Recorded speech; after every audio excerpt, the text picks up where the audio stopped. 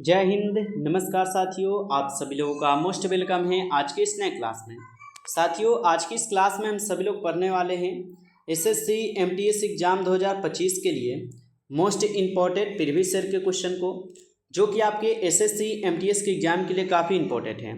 तो आप सभी लोग जो इस क्लास को बिल्कुल अच्छे से लास्ट तक देखिएगा, जिससे कि आप जो इन सभी क्वेश्चन को अच्छे से याद कर पाएंगे और आप सभी लोग अपने एग्जाम में सभी क्वेश्चन को आसानी तरीके से बना पाएंगे। तो चलिए फिर क्लास को स्टार्ट करते हैं।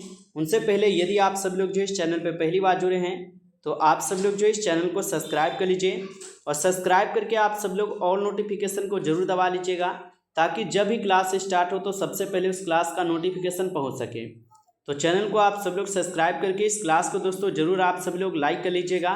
तो चलिए क्लास को स्टार्ट करते हैं।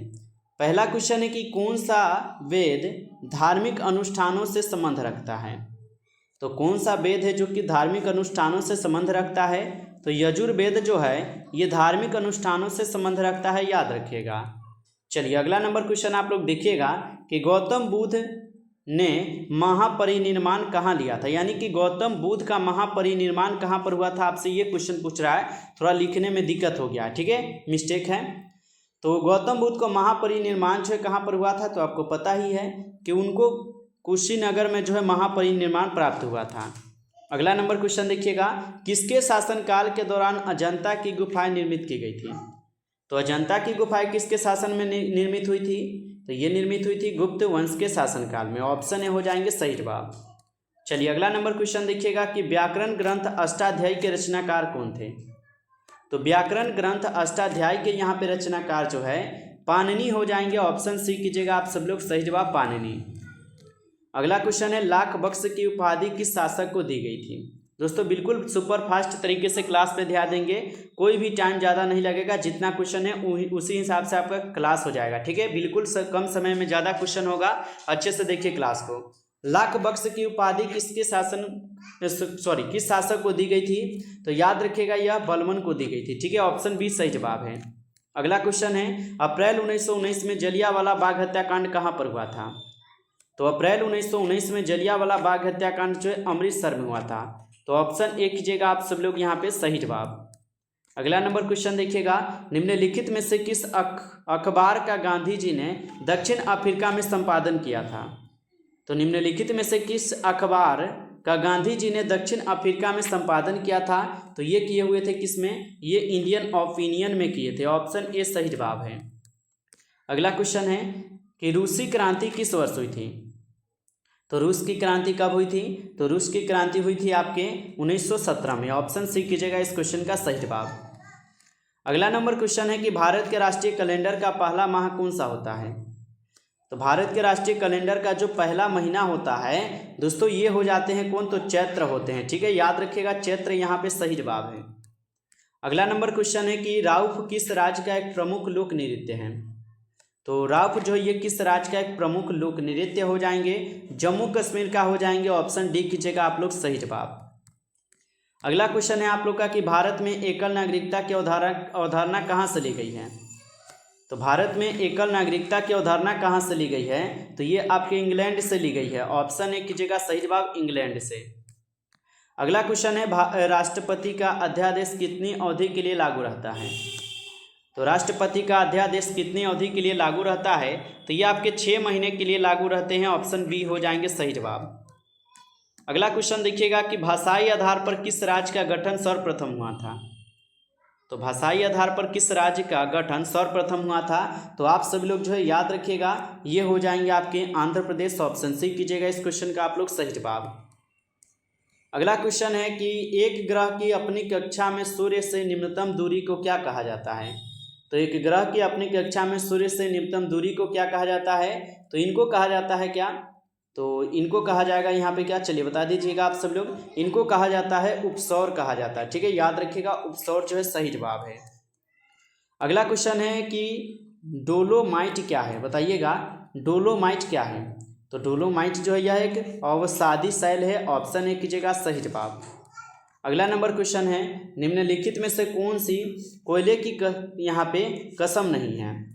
तो आप सभी लोग याद रखिएगा कौन नहीं है, तो डोलोमाइट नहीं है। अगला नंबर क्वेश्चन है, नाथपा झाकरी विद्युत परियोजना निम्नलिखित में से किस नदी पर स्थित है? तो नाथपा झाकरी विद्युत परियोजना निम्नलिखित में से किस नदी पर स्थित है? तो यह स्थित है आपकी किस नदी पे? सतलुज नदी पे। ऑप्शन ए कीजिएगा सही जवाब। अगला क्वेश्चन है कि भारतीय वनस्पति सर्वेक्षण का मुख्यालय कहाँ स्थित है? तो भारतीय वनस्पति सर्वेक्षण का मुख्यालय कहाँ पर है?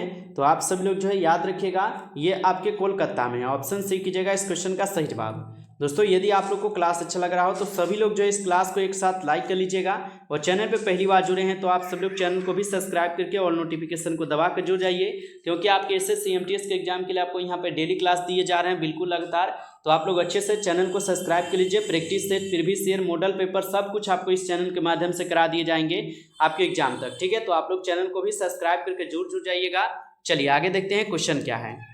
क्वेश्चन आप लोग का यहाँ पे देखिएगा क्या दिया गया है। क्वेश्चन है पश्चिम बंगाल में रानीगंज का संबंध किससे है? तो पश्चिम बंगाल में रानीगंज का संबंध किससे है? तो who is related to Raniganj in West Bengal? तो दोस्तों ये इनका संबंध किससे हो जाएंगे? तो इनका संबंध जो हो जाएंगे आपके कोयला क्षेत्र से हो जाएंगे, ठीक है, याद रखिएगा। चलिए आगे देखते हैं क्वेश्चन क्या। आगे क्वेश्चन है कि मानस पशु विहार किस राज्य में स्थित है? तो मानस पशु विहार किस राज्य में स्थित है? तो आप लोग याद रखिएगा ये आपके असम राज्य में है। ऑप्शन बी जो है यहाँ पे सही जवाब है। चलिए अगला नंबर क्वेश्चन देखिएगा आप सब लोग। क्वेश्चन है माले किसकी राजधानी है? तो माले जो है ये किसकी राजधानी है? तो माले किसकी राजधानी हो जाएंगे? तो माले इज द कैपिटल ऑफ क्या है? मोनाको हो जाएंगे। ऑप्शन बी कीजिएगा यहाँ पे आप लोग सही जवाब। चलिए आगे देखते हैं क्वेश्चन क्या है। क्वेश्चन दिया गया है कि सऊदी अरब की मुद्रा क्या है? तो what is the currency of Saudi Arab, और यहाँ पे अरब, तो यहाँ पे इनका जो है यहाँ पे क्या हो जाएंगे? करेंसी यानी कि मुद्रा क्या हो जाएंगे इनका? तो इनका मुद्रा जो है रियाल हो जाएगा, ठीक है, याद रखिएगा। आगे क्वेश्चन देखिएगा। आगे क्वेश्चन दिया गया है कि दक्षिण अफ्रीका के घास के मैदानों को क्या नाम है? तो दक्षिण अफ्रीका के घास के मैदान का यहाँ पे जो है नाम हो जाएंगे आपके क्या? तो वेल्डस हो जाएंगे, याद रखिएगा। अगला नंबर क्वेश्चन है कि पानी के बूंदों का तैलीय पृष्ठ पर न चिपकने का कारण क्या है?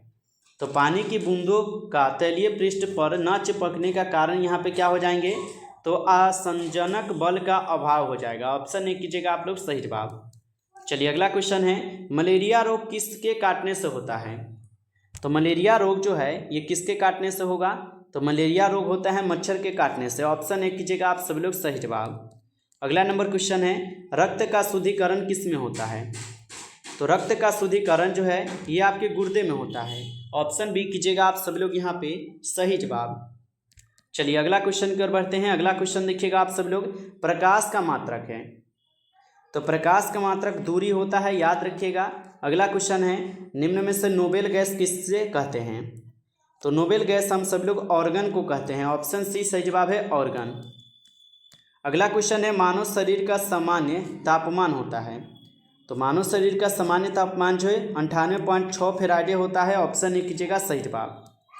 साथियों इस क्लास में कुल आपके 30 क्वेश्चन थे, जो कि काफ़ी इंपॉर्टेंट क्वेश्चन थे। यदि आपको ये क्लास अच्छा लगा हो तो आप सब लोग जो इस क्लास को लाइक कर लीजिएगा। चैनल पे पहली बार जुड़े हैं तो आप सब लोग चैनल को सब्सक्राइब करके और नोटिफिकेशन को जरूर दबा लीजिएगा, ताकि जब भी क्लास स्टार्ट हो तो सबसे पहले नोटिफिकेशन आपके पास पहुंच सके। तो चैनल को आप लोग सब्सक्राइब कर लीजिए और इस क्लास को आप लोग ज़्यादा से ज़्यादा अपने दोस्त के यहाँ जरूर शेयर कीजिएगा। चलिए फिर मिलते हैं नेक्स्ट क्लास में, तब तक के लिए जय हिंद, जय भारत।